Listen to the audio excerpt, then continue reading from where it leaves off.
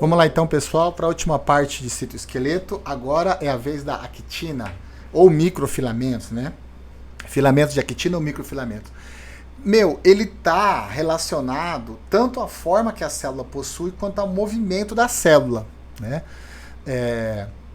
Por isso você tem essa representação em vermelho aqui, ó, na borda. Ela fica sempre na parte mais externa, porque é ela que vai determinar a forma e o movimento da célula. Né? Ela é formada por um polímero de actina, tá vendo? E essa actina, assim, tem um formato de alfa-hélice, né? Para formar a estrutura do filamento de actina, certo? Como você está vendo aqui, ó, cada bolinha dessa é uma actina. Aí várias actinas formam esse colar aqui.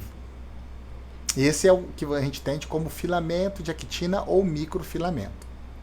Então vamos lá ver as funções dele, né? Primeiro a forma, como eu falei, ó, o formato dessa célula, o formato de microvelocidades é dado pela presença de actina. Aqui ela está no formato de feixes contráteis, filopódios, anel contrátil, como na telófase, né? Então esses formatos são simplesmente produto da ação da actina com proteínas que estão presas a ela e à membrana da célula. Aqui é um detalhe como os monômeros de actina vão se polimerizando, assim como no microtubo ele tem a extremidade mais e a extremidade menos, né?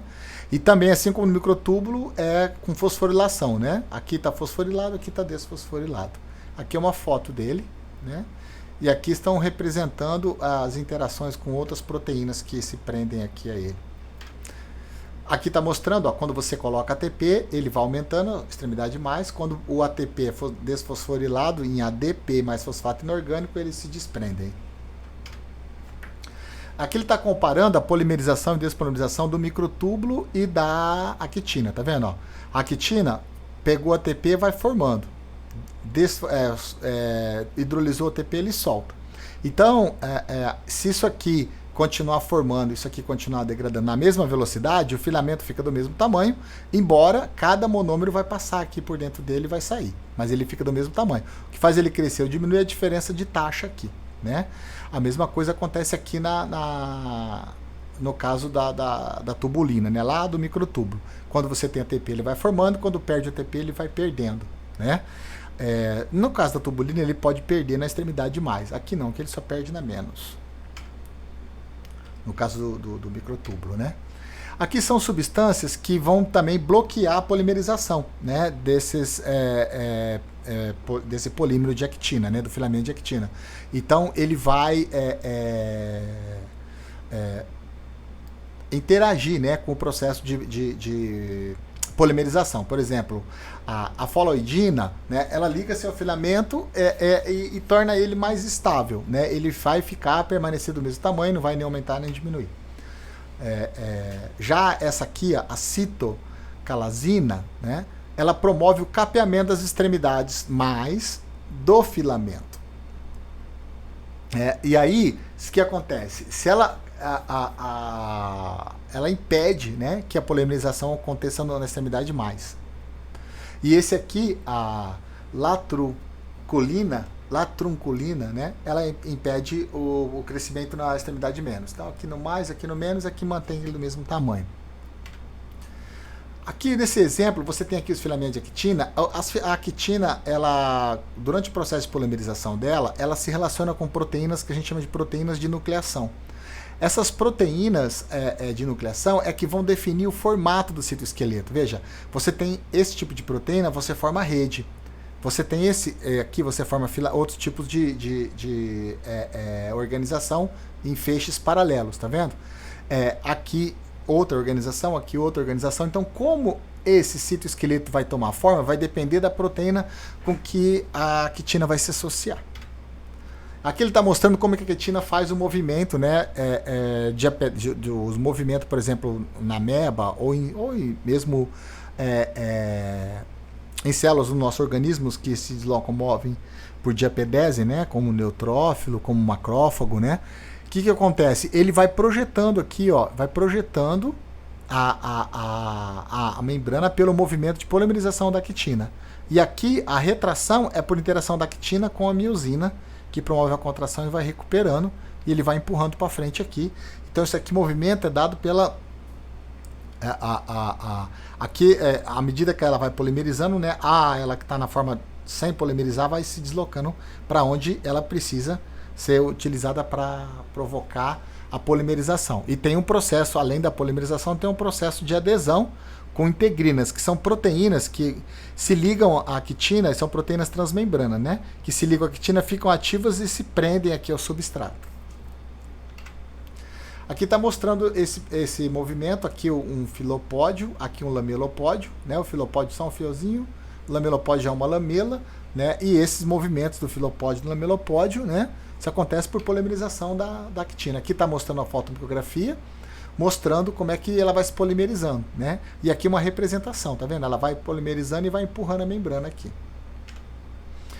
Esse caso aqui são fotomicrografias da actina adquirindo formatos diferentes pela interação que ela tem com diferentes proteínas. Quando você coloca diferentes proteínas, ela toma diferente aspecto, diferente formato, diferentes características, né? Esse aqui são experimentos de laboratório para mostrar como a actina tem o seu comportamento controlado pela interação com a proteína que você expõe ela. Aqui está mostrando, por exemplo, com a miosina 1, que é a miosina mais simples, né? Nesse caso, o filamento de actina está preso à membrana, né? E você tem a miosina se deslocando aqui. Aqui a cabeça de miosina está presa à membrana e está provocando o deslocamento do filamento de actina. Aqui já é na contração muscular, né? Você tem aqui a miosina 2, que a gente usa na contração muscular, aqui o filamento de actina. Elas se juntam para formar o filamento de actina, ela tem essa porção lisa aqui, né?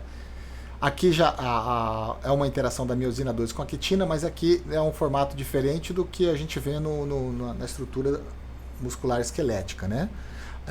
Aqui é dentro das células, né? Esse é um movimento de deslizamento das duas cadeias aí. A miosina ela tem capacidade de mudar, né? De movimentar a cabeça arrastando a actina. Agora, por fim, a contração muscular, né? Na contração muscular, você tem as miofibrilas, né? E essas miofibrilas, que a gente tem como célula muscular, cada miofibrila dessa é formado por vários sarcômeros, várias unidades de sarcômero. E cada sarcômero desse, né? Ela tem o quê? No sarcômero você tem o filamento de actina, né? Essa porção central da actina aqui é essa porção aqui, ó, que tá liberada, que não tem as cabeças de actina, né? Aí você tem aqui a miosina aqui no meio, né? Com a porção mais liberada dela que não tem as cabeças aqui no meio, a miosina, a quitina e aqui a linha Z, onde a quitina está presa, né? Então tá aqui, ó, linha Z e aqui a quitina. Quando você tem a contração muscular, você tem um deslizamento, né, dos filamentos de actina sobre os filamentos de miosina, ou seja, tudo isso aqui vem para cá e tudo isso aqui vem para cá, fechando esse sistema aqui, né? Aqui embaixo tem mostrando melhor, ó. Você tem aqui, ó, aquela parte central, que não tem a cabeça da miosina, aqui a porção que tem a cabeça da miosina, aqui a quitina e aqui a linha Z, onde eles se prendem. Quando tem a contração muscular, há o deslizamento da quitina sobre a miosina. Então, o que acontece? Ó, olha como ele estava longe aqui do meio, ó. Olha como ele encostou aqui, tá vendo? Porque ele deslocou para cá, ó. Esse aqui deslocou para cá. Então, o sarcômero que estava aqui, ó, ele diminuiu, então reduziu o número de sarcômero. Isso vai reduzir milhares de vezes, né? Porque você tem aqui, ó, cada listrazinha dessa aqui representa um sarcômero. Então isso acontece milhares de vezes em uma só fibra, né? E ao mesmo tempo em várias fibras, né? E ao mesmo aqui está mostrando como é que é essa interação, né? Você tem aqui a quitina, você tem aqui a tropomiosina, que é representada aqui em roxo, né? A tropomiosina que impede a quitina de reagir com a miosina. A tropomiosina fica na frente. E preso à tropomiosina, você tem a troponina, que tem 3 subunidades, I, C e T. Pra gente, aqui o interessante é a subunidade C. Por quê? Porque o cálcio liga nela. Quando o cálcio liga nessa subunidade C, muda a conformação da troponina, desloca a tropomiosina, tá vendo? A tropomiosina sendo deslocada, libera o sítio da quitina para interagir com a miosina, e então você tem a contração muscular. Por isso a contração muscular é desencadeada pelo cálcio, entendeu? Mas ela precisa ter o ATP para acontecer. Né? Quando a pessoa morre, ela não tem o ATP, né? Então você essa porção à medida que vai degradando o retículo endoplasmático, vai liberando o cálcio, vai promovendo a contração muscular. Só que aí não tem o ATP para soltar, né? Que a gente usa o ATP, a molécula de ATP, ela funciona como se fosse para liberar a miosina da quitina.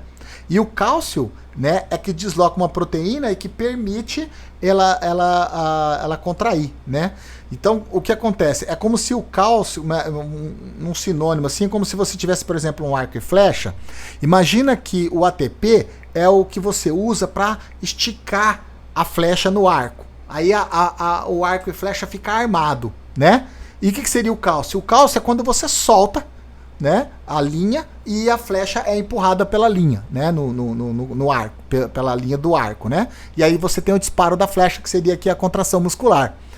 Não, quando o indivíduo entra em morte, ele não fabrica mais ATP, então ele não tem mais como puxar, né? Não tem como armar. E fica preso, então, a miosina com a actina. Como a miosina e a actina ficam presos, é como se o músculo ficasse contraído. Por isso que se você prestar atenção, encontrar, por exemplo, é muito comum que a pessoa tenha visto um animal morto na beira da rua, né? Porque às vezes um carro atropela um cachorro, um gato, e às vezes demora para tirar ele de lá, né?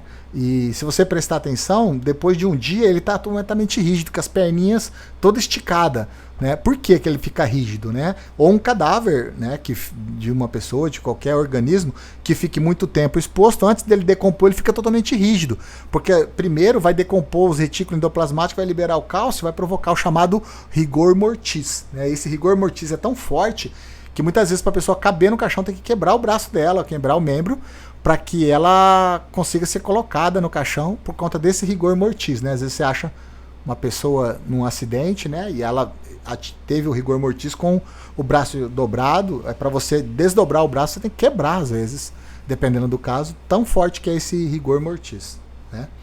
E é isso aí, pessoal.